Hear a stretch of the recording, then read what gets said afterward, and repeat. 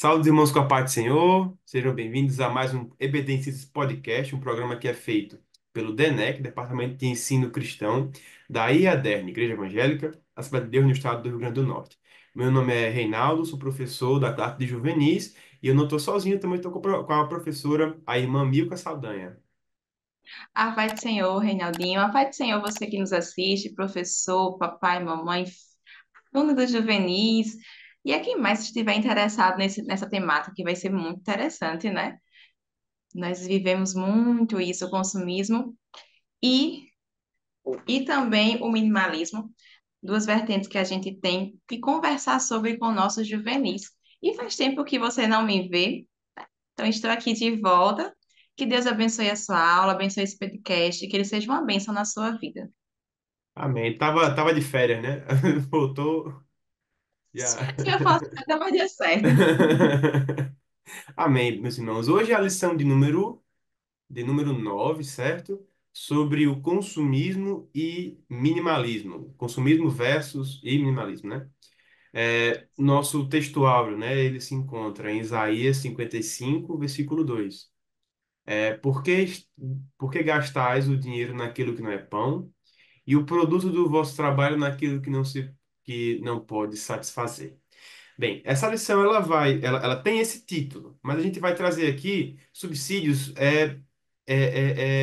mas vamos dar uma aprofundada nesse tema, porque nós sabemos que há perigo dos dois lados, certo?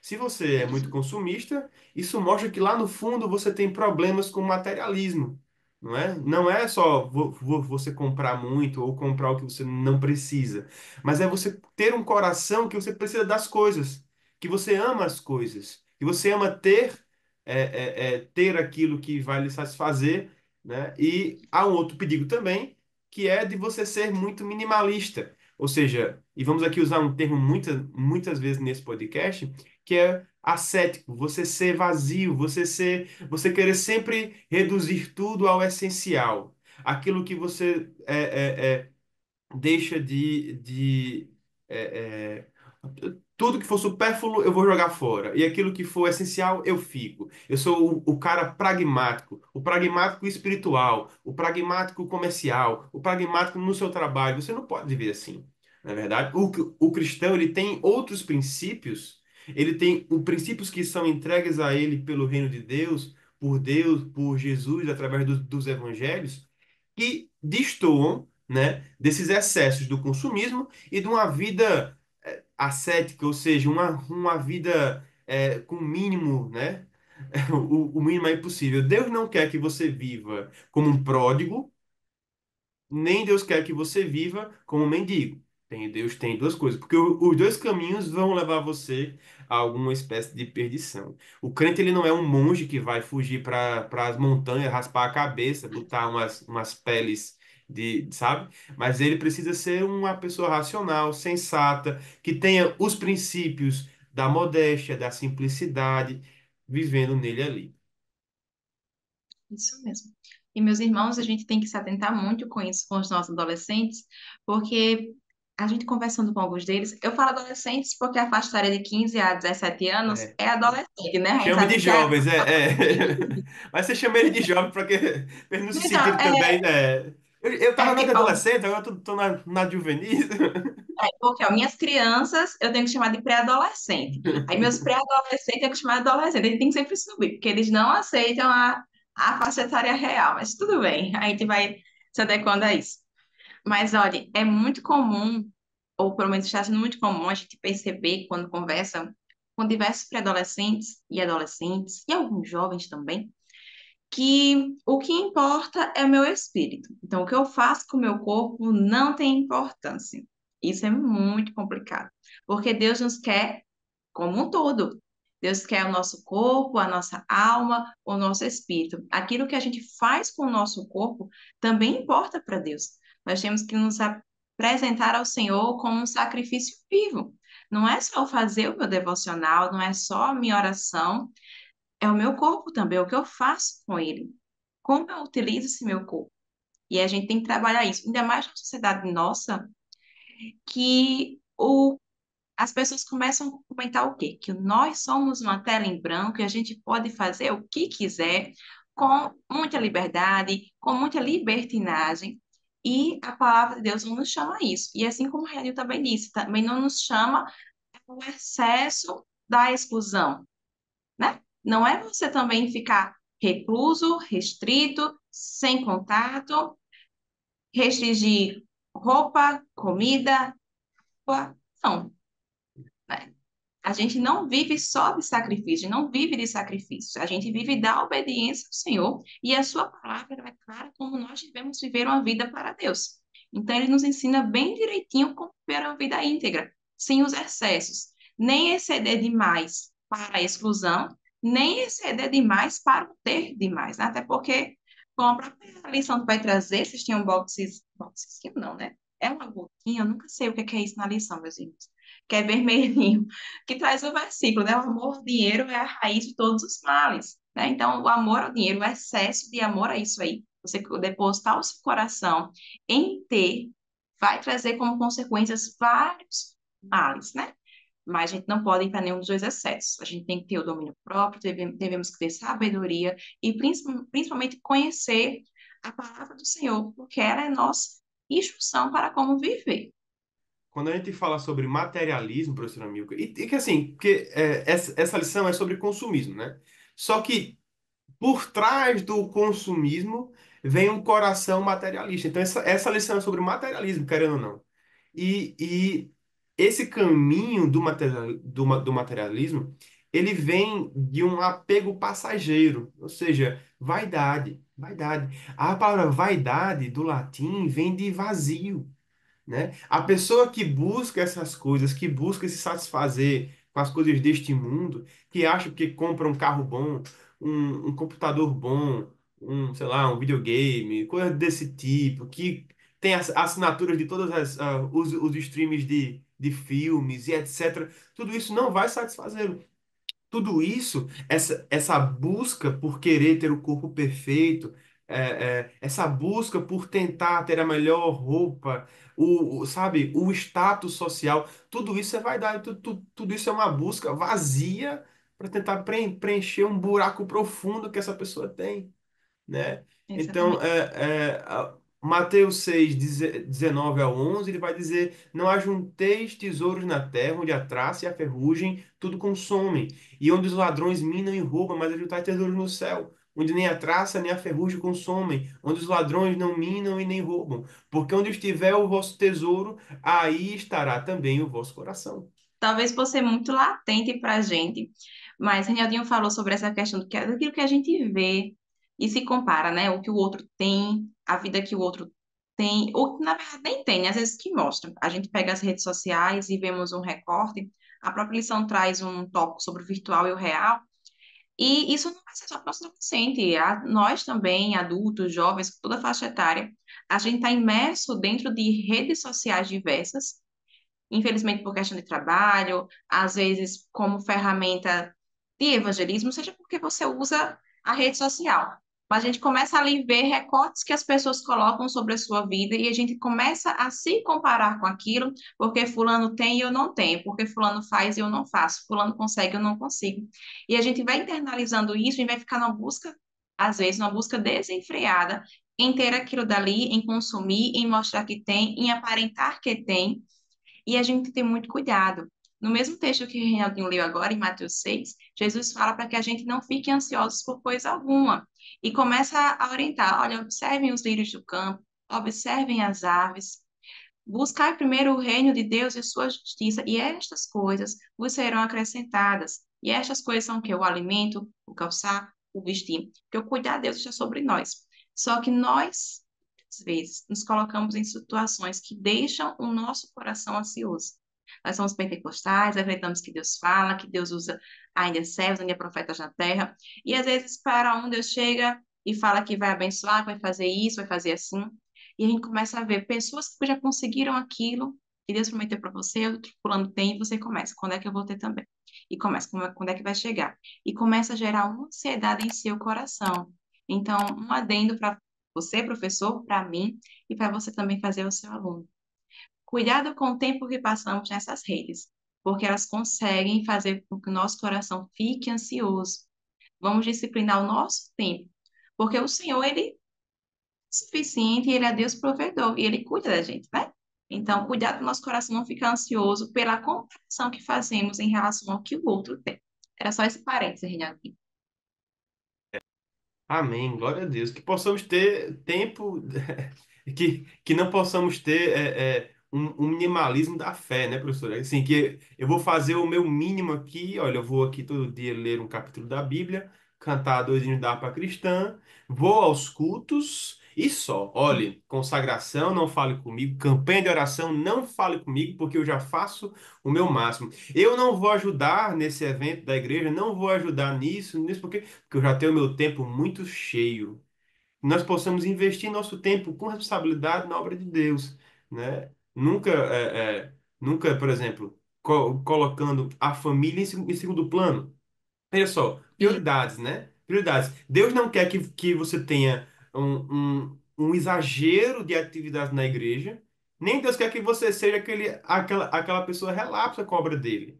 Deus quer que você seja responsável, né? Eu soube de uma história de um pastor que teve que quase disciplinar, quase disciplinar um irmão da igreja, porque ele só queria ir para a igreja o tempo todo e deixou a mulher recém-casada em casa, a mulher nossa, doente.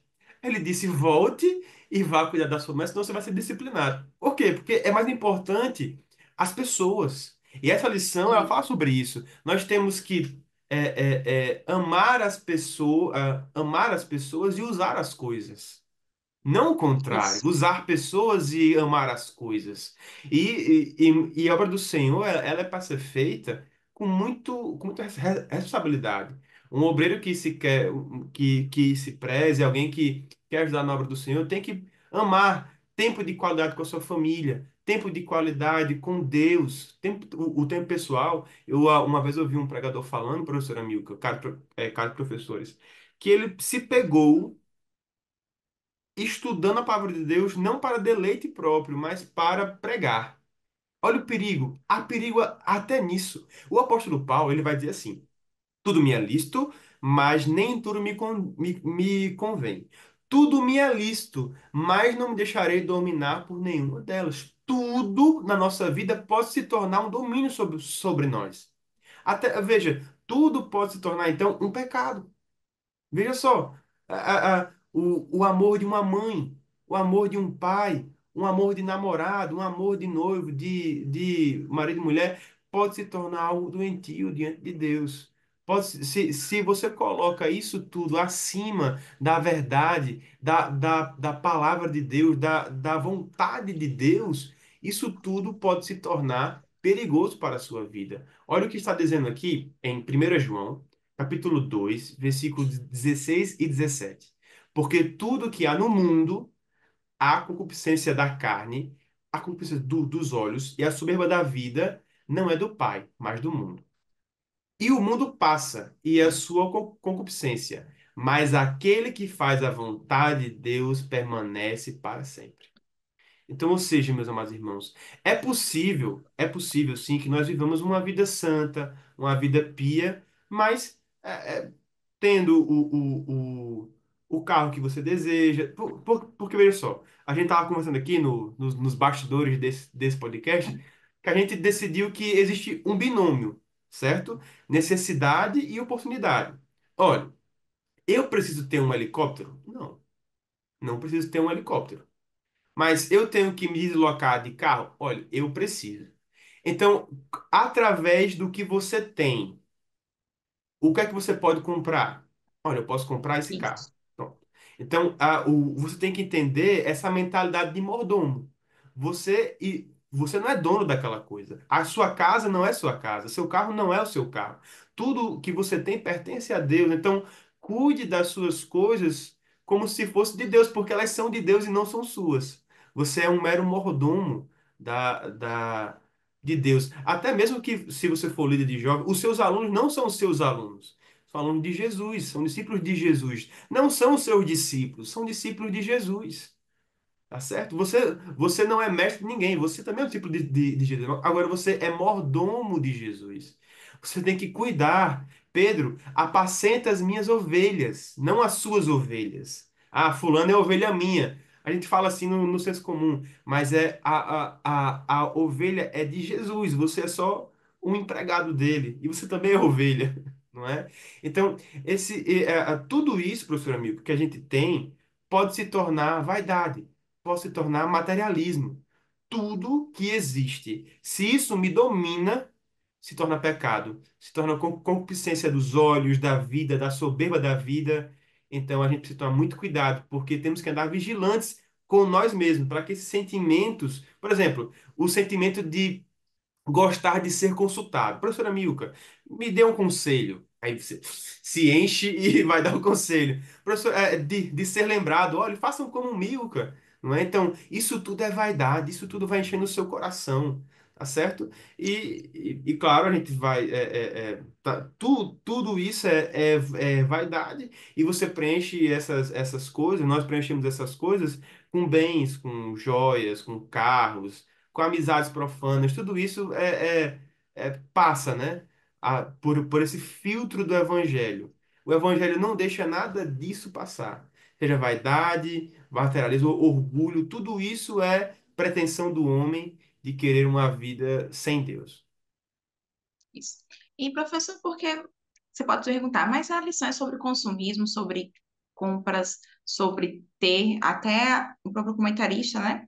Ela fala a questão de hoje em dia nós sermos valorizados pelo que temos, não pelo que somos, e porque nós estamos pegando esse outro aspecto mais subjetivo do consumismo. Porque o consumismo, ele não é simplesmente o ato de comprar. Existe algo por trás desse ato de comprar. Você compra em excesso porque você está ansioso, por exemplo, ou porque você quer ter um status, ou porque você quer mostrar algo para alguém. Então, na verdade, o consumismo, ele mostra, ele na verdade é a parte material de algo que está acontecendo por dentro.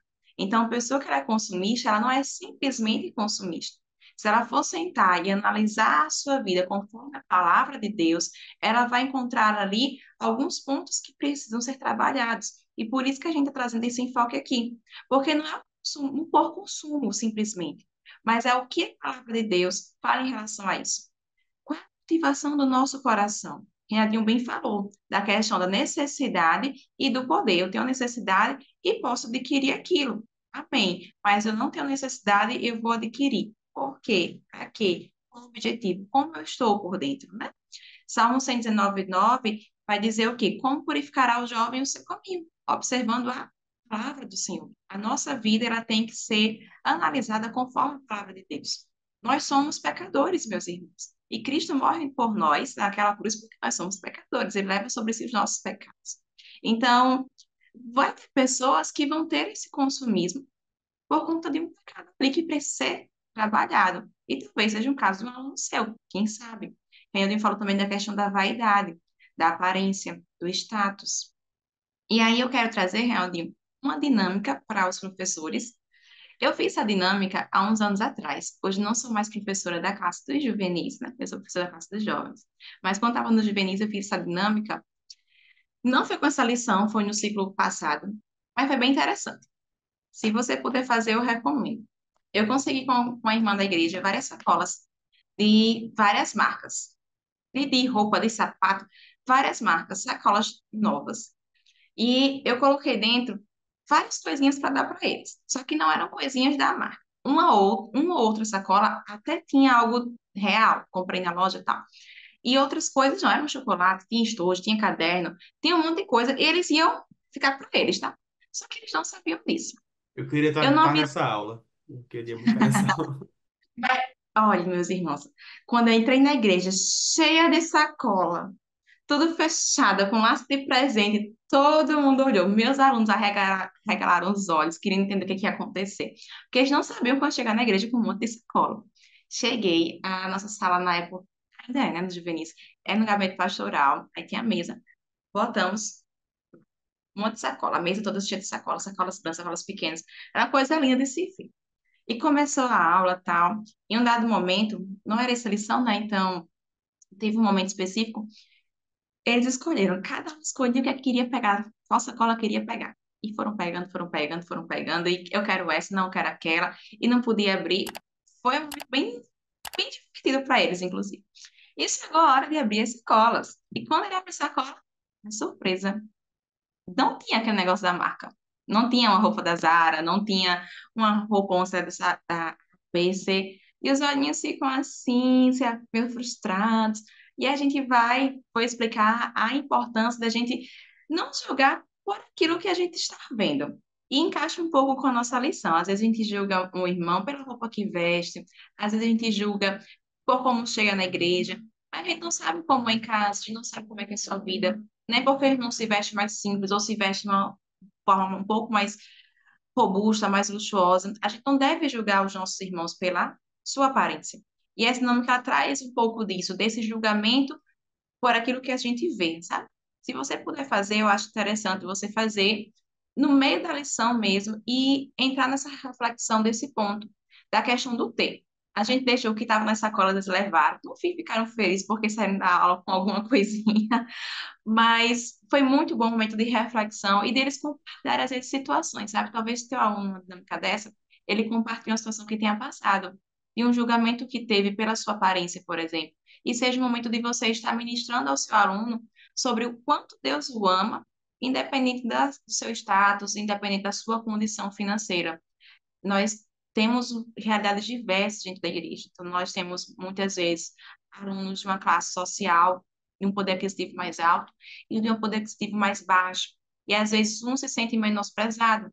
E aí, nesse momento, você tem a oportunidade de estar falando do amor de Deus, falando também que você ama este aluno, que você não se importa pela parte financeira dele, que você não está ali por conta do que ele tem, mas você está ali por causa de um chamado e um propósito que ele ama e jovens, adolescentes, adultos, seriedade, crianças. Todos nós precisamos ser relembrados o quanto Deus nos ama.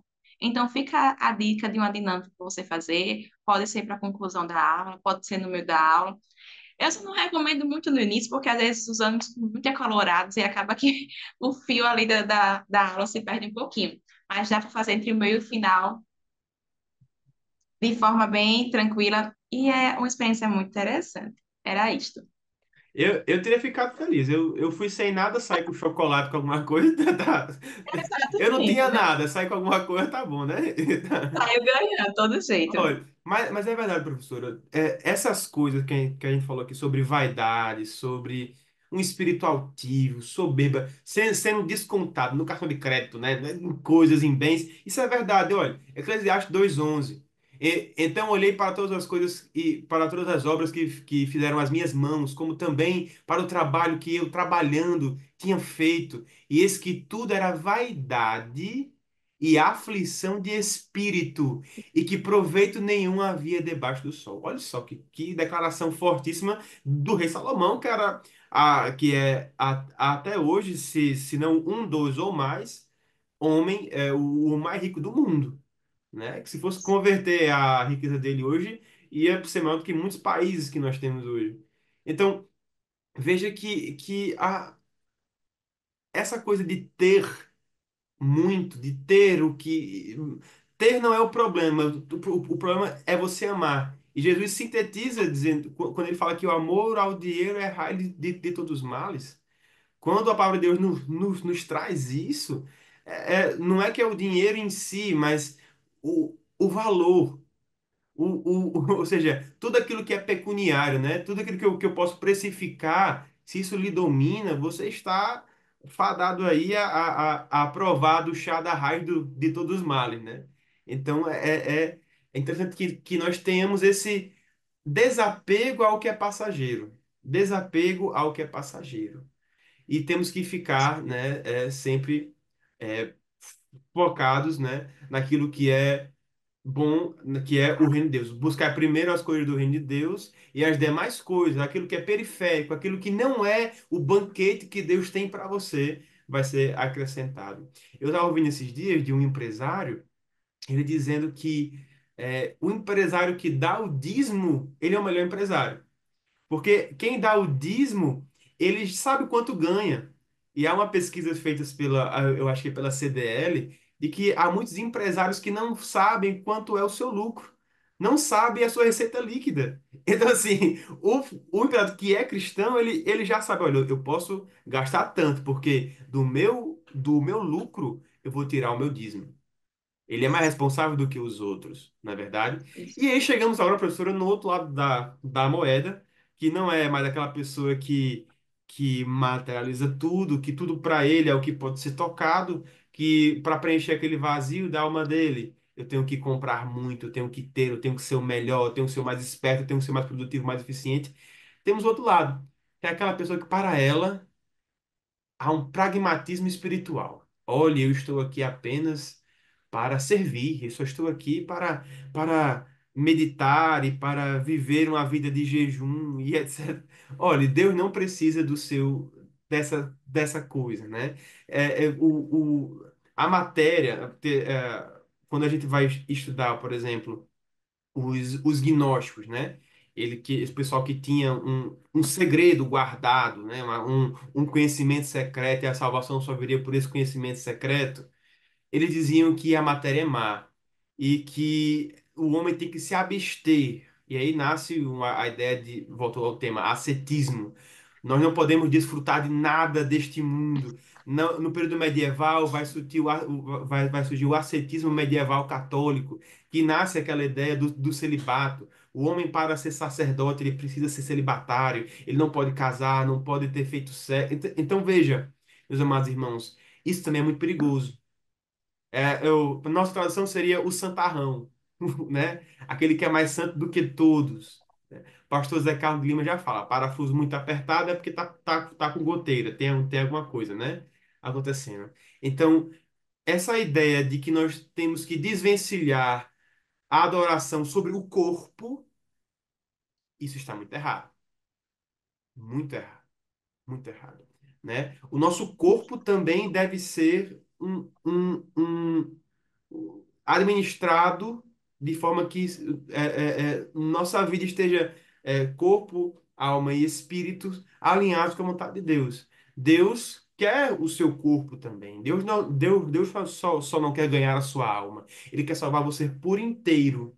Porque no dia da ressurreição, não é a alma que vai ser ressurreta. A alma é imortal, a alma não morre. É o corpo que vai ser ressurreto. Então, veja, podemos pecar pela mente, por palavras, por obras e com o corpo, tá certo? O corpo também quando o apóstolo Paulo ele fala fugir da aparência do mal, é porque muitas vezes a aparência do mal, ela é pior do que o próprio mal, tá certo? Porque é possível que você tenha várias interpretações sobre o mesmo fato. Por exemplo, se uma pessoa que é casada dá carona a uma pessoa do sexo oposto, Isso. isso é muito perigoso. Porque quem tá de fora, ó, não teve nada. As duas pessoas são pessoas tranquilas, nunca tiveram nada. Foram do ponto A ao ponto B sem nada. Mas a aparência do mal está ali. Quem vê de fora vai dizer: olha, fulano tá ali, a esposa de fulano? Não, não é a esposa de fulano, não. E aí, como é que fica? Então veja, fugir da aparência do mal. Olha, eu vou andar com essas pessoas do mundo que fumam maconha, que usam droga, que bebem, que são arruaceiros, que vivem uma vida promíscua, os famosos bad boys, playboys da vida. Eu vou andar com eles, mas não vou beber. Vou para aquela festa do mundo que tem balada, mas não vou beber. Você já está pecando, meu querido. Você tem uma responsabilidade de não pôr o seu corpo em perigo. Existem crimes, professora Milka, crimes de perigo. Você não colocou o bem jurídico penal tutelado pela lei em risco, não. Você não matou ninguém. Você não fez nada, mas você estava fazendo uma direção perigosa. Eu não matei ninguém, seu guarda. Sim, mas você colocou em risco. Você botou tudo a perder. É uma teoria do risco. Então, veja, o crente ele pode pecar pelo risco também. O seu corpo é templo e morada do Espírito Santo. Não trate ele como se fosse um trailer, uma van que você pode estacionar no mundo e depois levar pro bairro de Deus, né? Você precisa entender que onde você está, é possível que com o seu corpo você peque. né? Quando você ingere substâncias ilícitas, quando você desobedece com o seu corpo, quando você se expõe a esse tipo de situações, a esse tipo de atividades, quando você considera que Deus só quer a sua alma, mas você ignora o jeito que você se veste, o jeito que você fala, o jeito que você penteia os seus cabelos. Tudo isso, tudo isso deve servir para a honra e para a glória de Deus. As pessoas, quando lhe olharem, não devem demorar para entender que você é crente. Isso tem que estar estampado na sua cara. Não adianta você tatuar uma cruz no braço, tatuar uma cruz 100% Jesus na testa. Não adianta. Não adianta. O corpo, ele precisa ser conservado como uma fachada do Espírito Santo. Eu não quero só que você seja só uma fachada, não estou dizendo isso, mas ele tem que expressar aquilo que você está dentro. Ele não pode ser uma máscara. Ele não pode ser, eu vou botar um coque. Tem muita gente que é desviado, que é desviado, que fala, mas às vezes a irmã que está com a saia longa e o coque na cabeça é fofoqueiro, não sei o quê. Meu amigo, o que é que tem a ver? Tudo bem, a salvação ela tem o seu aspecto corporativo, né? Que todos nós, como igreja, somos salvos, né? E então é importante que uma igreja que tenha esse tipo de irmã converse seja com essa pessoa. Mas a salvação também ela tem o seu aspecto pessoal. O que que tem a ver você com essa? Não é? Agora, o que você não pode dizer é que aquela irmã que sai de meio-dia no sol quente, pegando um ônibus com coque, com uma saia, que está indo orar, você não pode dizer que ela está errada, não é?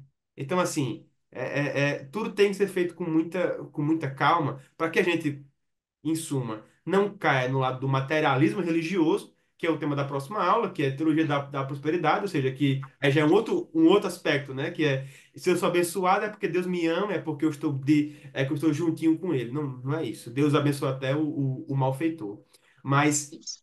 o outro lado também é muito perigoso. Você tornar um evangelho etéreo. Eu vejo Deus em todos os lugares. Eu vejo Deus na rua. Eu vejo Deus na árvore, no canto dos passarinhos. Eu vejo Deus em. Calma. É verdade. A revelação natural, ela manifesta a glória de Deus, né? Tudo, porque tudo foi criado por Ele. Os mundos foram feitos através da sua mão. Mas tenha calma, não é assim. O fato de você fazer caridade, o fato de você entregar um copo com água para um copo de água gelada para alguém não garante a sua salvação. Salvação é coisa distinta. O fato da irmã usar saia e ser fofoqueira não quer dizer que você não vai usar saia. Você vai se vestir com ordem e decência e você também não vai ser fofoqueira. Exatamente. A E nossa aí, aula Reinaldo, aqui é para dizer que o seu exterior tem que refletir o seu interior e o seu interior tem que estar alinhado com a vontade de Deus, porque senão tudo é passageiro. Senão tudo que você tem vai ser aflição de espírito, só isso, e vai dar. perfeito. E aí, Reinaldinho, a gente pega esse ponto, esse tópico do 3, né? O minimalismo como modo de vida, e a gente tem que pensar o seguinte: não é porque você tem uma casa com o mínimo necessário e você tem outra pessoa que tem a casa decorada em cada centímetro quadrado da sua casa, que uma é mais espiritual que a outra, entende? O minimalismo, ele é um estilo de vida, né? Então, não é só a sua casa, mas é o que você tem, a forma como você se comporta. Ela tem uma filosofia também por trás, se a gente for ver bem direitinho, certo? A gente está aqui trazendo alguns subsídios dos pontos, não dá para a gente trazer tudo, mas você pode dar uma pesquisada. Então, é realmente um estilo de vida. Só que a gente não pode associar esse minimalismo como atrelado à santidade. E isso são coisas diferentes. Não é porque você é o irmão, ou seja quem for, tem um estilo de vida minimalista, de ter o mínimo possível, viver com o básico, que ele é mais santo. Nossa santidade não tem a ver com aquilo que a gente tem ou deixa de ter, questão material financeira, certo? A gente já teve outras lições que falando sobre santidade, e a gente tem que relembrar isso. E entender que eu posso passar uma fase da vida com abundância, eu posso passar uma fase da vida com escassez. Paulo fala isso, não me engano, é lá na carta de Filipenses, né? Ele estava, inclusive, preso, fala sobre a alegria estando preso, é uma carta, nossa, é uma carta fenomenal. A IBF desse ano foi Efésios, ou Filipenses 4:4, a gente refletiu bastante sobre isso, e, nossa, é fenomenal. A pessoa está presa, está falando sobre alegria, está falando sobre contentamento, de se contentar com muito e se contentar com pouco. A nossa vida, nós como crentes, a gente, por mais que a gente almeje, por mais que sonhe ter algo, ou queira mudar de vida, até aí não está errado. Mas a gente se contenta com aquilo que Deus permite que a gente tenha.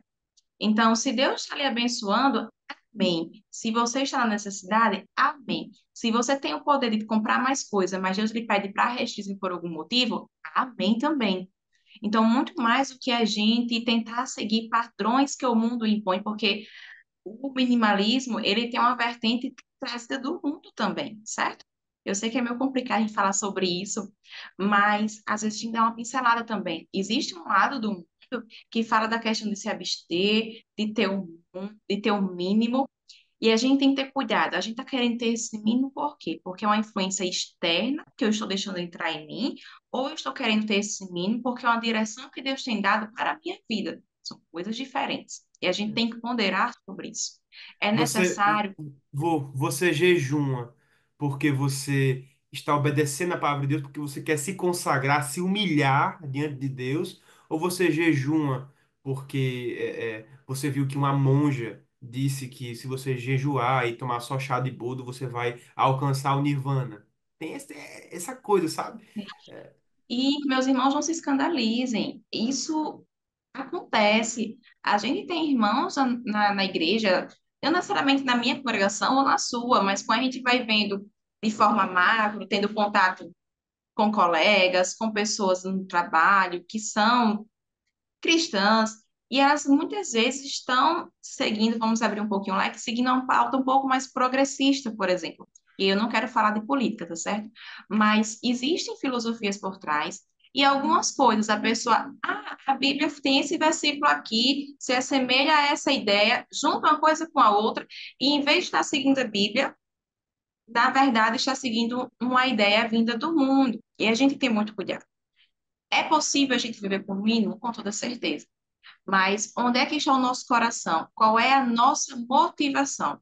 Assim como o consumismo, ele reflete algo interno, muitas vezes um pecado de vaidade, às vezes um pecado em relação ao seu ego. Às vezes, quem está seguindo também no lado minimalista também está refletindo algo interno. Então, nós devemos sempre, meus irmãos, consultar o Senhor aquilo que a gente faz, conhecer a Sua palavra e trabalhar conforme a Sua palavra. Nós devemos construir a nossa vida conforme a palavra de Deus.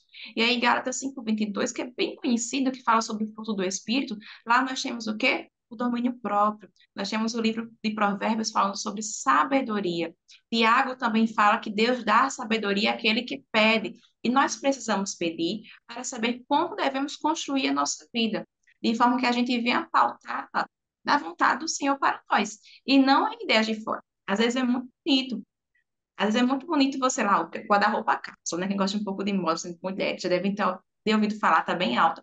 É ter um pino no guarda-roupa, uma peça que se usa várias vezes, tudo bem. Mas qual a minha motivação em fazer isso? É porque eu estou seguindo o quê? Internamente, eu faço isso por quê? Isso vai glorificar a Deus? Ou eu estou fazendo isso porque está na moda, estão dizendo que é para fazer, e eu estou apenas seguindo cegamente o que alguém está me dizendo? Eu, Eu eu, tenho eu, refletido. eu, eu conheço gente, professora Milka, que não usa comida de congresso porque acha feia. Ou seja, aí você gera um problema só por causa disso, sabe? A coisa, Nós né? temos cuidado. Meus irmãos, essa lição ela é muito importante porque ela é para nos fazer refletir.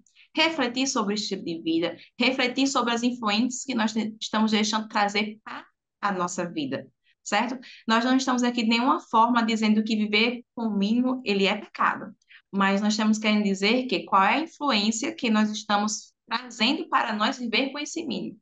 É porque é a vontade de Deus para a nossa vida, ou é porque eu estou vendo lá fora que deve ser assim, eu estou permitindo que isso entre no meu coração. E aí eu retomo a questão das redes sociais.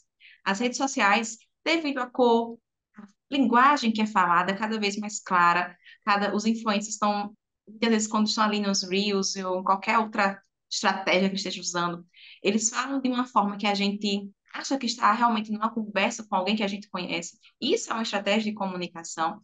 E a gente vai absorvendo, e quando menos esperamos, estamos agindo conforme a influência dessas pessoas e não conforme a vontade de Deus. Mas é um influencer cristão. Bem, mas é uma pessoa. O que é que a palavra de Deus diz para mim?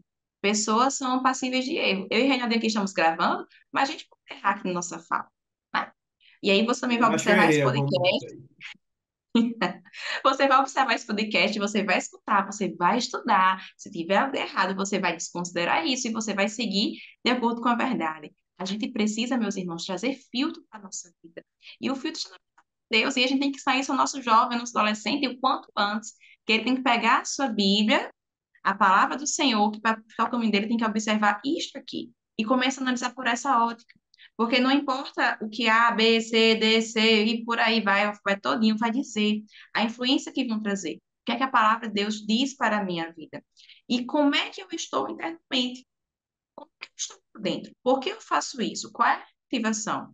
Vai glorificar Deus? É para Deus? Ou eu quero mostrar? Ou porque eu estou com o ego querendo mostrar que eu tenho, ou querendo mostrar que eu sou. Porque existe uma diferença entre mostrar quem sou e realmente ser. Você pode fingir que é alguém, fingir que é uma pessoa, você pode viver uma aparência para as pessoas de fora e mostrar um personagem, mas quem você é por dentro? Né? Então, muito mais do que a parte do consumismo e minimalismo propriamente dito do material, de ter, não ter, mas a gente tem que observar quem somos, como é que estamos por dentro e fazer a reflexão com o seu aluno.